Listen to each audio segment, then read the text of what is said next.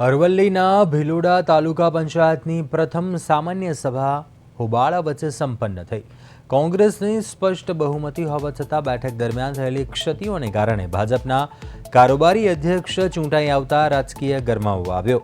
સદસ્યોના જણાવ્યા પ્રમાણે બેઠકમાં યોગ્ય સાઉન્ડ સિસ્ટમ કે સ્પીકરનો અભાવ હોવાથી અવાજ સ્પષ્ટ સંભળાતો ન હતો, જેને કારણે ગેરસમજ ઊભી થઈ હતી અને કોંગ્રેસના સદસ્યોએ અજાણતા જ ભાજપના ઉમેદવારને ટેકો આપવા માટે હાથ ઊંચા કરી દીધા હતા।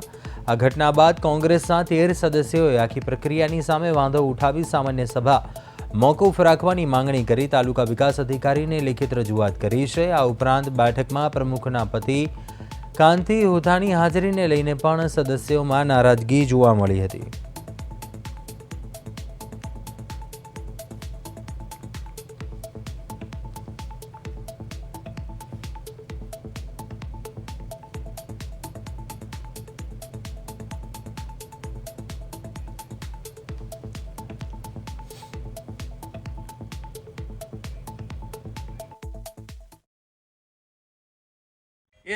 આ હોલની અંદર જે સાઉન્ડ સિસ્ટમના અભાવને કારણે 50% જે સભ્યોને છે એ અવાજ સંભળાતો ન હોવાના કારણે જે વોટિંગ સિસ્ટમ હતી એ વોટિંગ સિસ્ટમમાં વિક્ષેપ ઊભો થયો અને એ લોકોને અવાજ ન સંભળાવવાના કારણે વોટિંગ પ્રક્રિયામાં બી એમને ઘણી અસમંજસતા ઊભી થઈ છે।